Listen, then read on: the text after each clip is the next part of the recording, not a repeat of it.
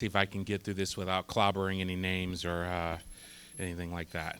Um, so, Mr. Sopchak, in case you didn't know, I've known this guy for about 18 years or so.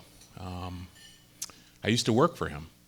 It was pretty much my first real gig in the DC metropolitan area. And, you know, working for him as a boss, Eric, very demanding. He knows what he wants, and he's going to get it out of you. He has very high expectations of the people he associates with and that do things for him. And that, honestly, as a contribution into my life, really pushed me forward as a human being, as an individual. And even when I left his employment, it's working for him is probably one of the greatest contributors to any success that I've ever realized. After I stopped, directly working for him, we remained good friends. And unusually, and this hasn't happened since, this kind of employee-employer relationship like bloomed and blossomed into a friendship where we mutually respect one another. You know, Eric is intelligent, he's passionate, he's extremely loyal. And if you have this guy on your side, you could probably conquer the world. I mean, my wife, she often jokes about, when are we going to take over the world? Because we're always scheming and plotting and talking about different ideas and exchanging concepts and, working on things to figure it out. And, she's like, you guys haven't, done this thing yet? We're still working at it. We're still working at it.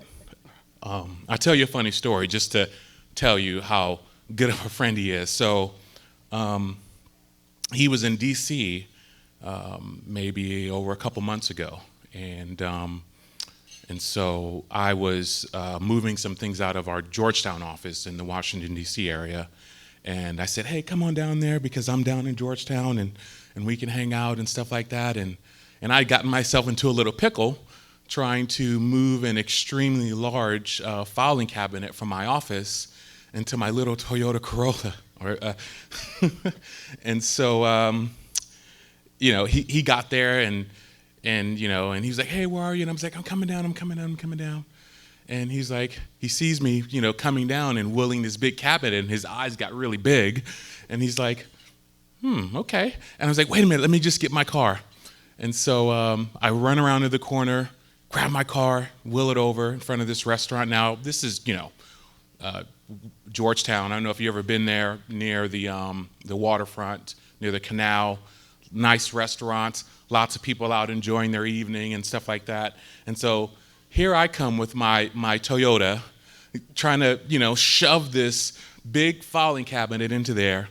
And he is basically like going along with it, knowing in his head, this will never work. Why is Errol just doing this?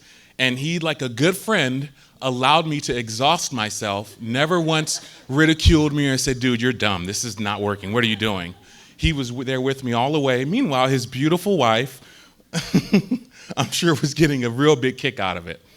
But that let me know like how good of a friend he was, because I can't call any of my former bosses and say, hey, I need to move a filing cabinet into my car. You want to help me do that while we embarrass ourselves in front of everybody dining and enjoying their afternoon? But he was right there with me. He has been there for me and my wife, given us wise counsel.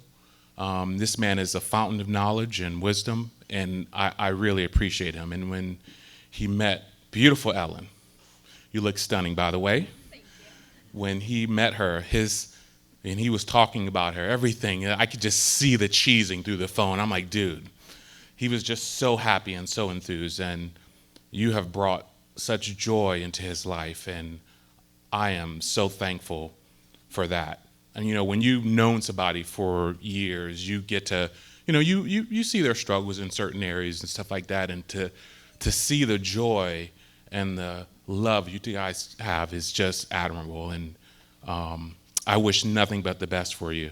May God bless you both. May he smile upon you. To the bride and groom. Cheers.